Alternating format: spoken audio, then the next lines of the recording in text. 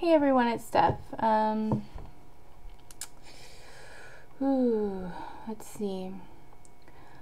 I didn't write this down, but Jessica, you guys know her as Intriguing One. She posted a video that she wanted to pass on, so pass it on. Everybody should probably do this because it's great just to know, the 5 woes about gastric bypass surgery, like the good things. So things I'll be happy to get rid of and never see again. The first one I would definitely say, these are in no particular order, but I would definitely say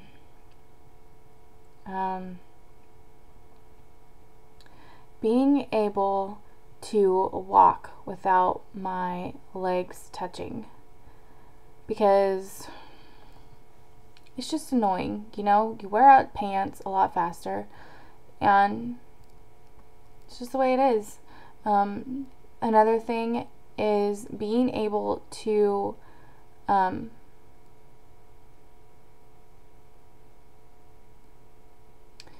fit on roller coaster seats. Now, if you know me, you know that I like roller coasters. You know that in my first video I did, or maybe it was my second, I was talking about how I went to Magic Mountain with my fiance, his sister, and his little brother. And I squeezed myself.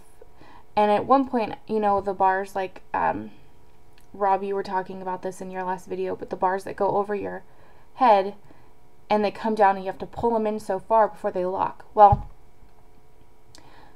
mine did not want to lock, so I literally had to,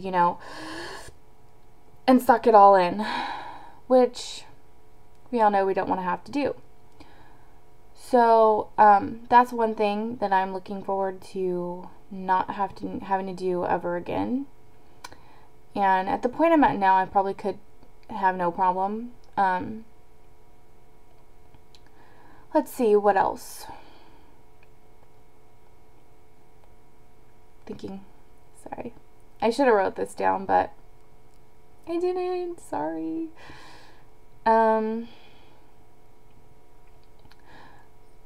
Okay, this might sound really, really weird and be a little too much information, but there's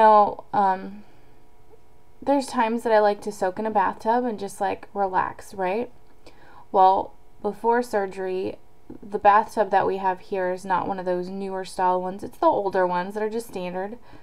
And for a big person, it's not comfortable. Like my hips would hardly fit. I was as wide as the bathtub.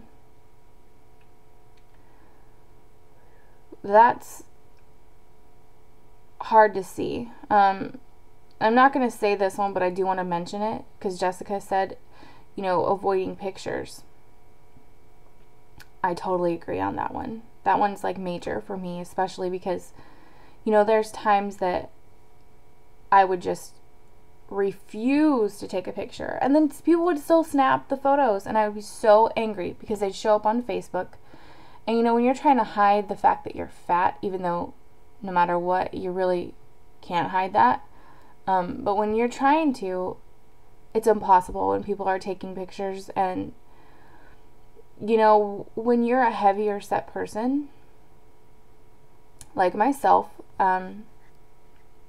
you tend to take photos at an up high downward angle at yourself because you don't want this that I used to have, I still have a little bit right here, but the double chin thing going on. And it's true, you look at yourself in the mirror and you're like, okay, well, I'm big. I know I'm big, but then you see yourself in a picture, like Jess said, and Jessica, you're so right. You see yourself in a picture and it is like, oh my gosh, like, I'm that big. Like, you don't realize how big you are until you see yourself from another person's perspective, which is basically the camera view. And that alone is like enough to make you want to crawl under a rock. But, so that was Jessica's, and I thought that was great. I just wanted to point that out. You guys got to check hers out too. They're pretty cool. I don't think I could say I'm running out of things to come up with, because when you're an overweight person, you don't really run out of things like that. I'd like to be able to sit, you know those flimsy fold-up chairs? You know, they have them a lot of times at like family gatherings or like a family reunion or something, and they're plastic and they're really, really like bendy. Well, I would have much rather stood on more than one occasion, several times, but I remember feeling like I was holding my body up so that it would feel light as a feather, but I knew that was never going to happen. But when those chairs, you know, I couldn't imagine having to break one of those chairs. It would be totally embarrassing. And so that's something I look forward to, as well as getting rid of my fears of having to sit in one of those fold-up chairs and them collapsing on me or busting. Yeah. I think that was 4. Could be wrong. But,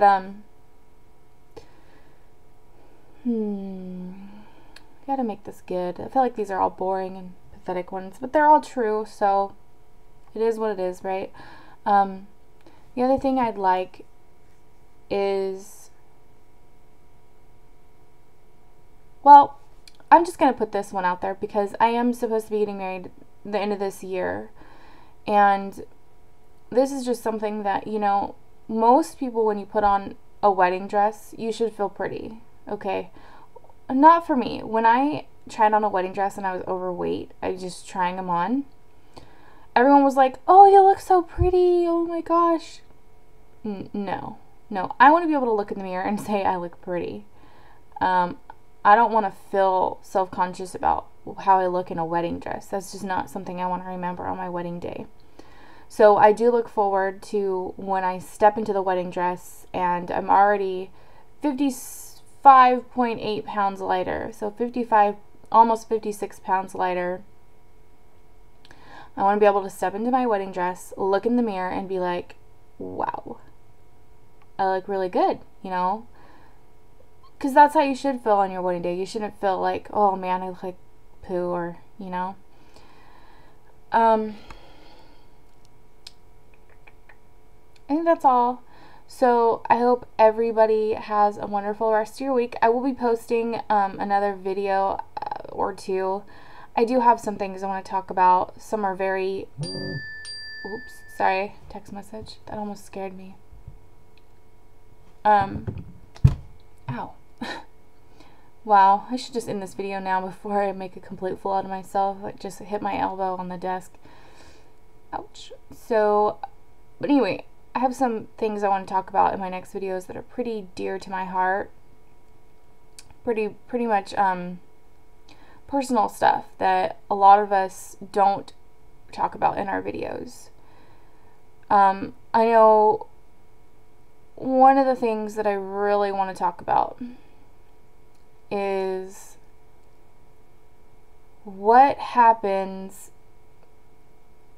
as far as if you're in a relationship and you have gastric bypass surgery, how it affects your relationship. I have not seen a lot of videos about this, and I know that my fiance won't be angry with me because I understand where he's coming from, but I just want you guys to be prepared for it.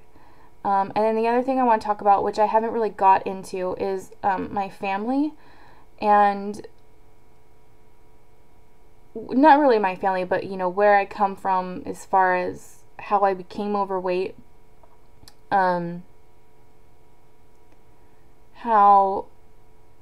I felt being thin and thinking I was overweight, why I felt that way. So those are some of the things that I'd like to go over with you guys in the next video, so keep a lookout for those. In the meantime, have a wonderful rest of your week. It is only Monday, so have a great one. Bye.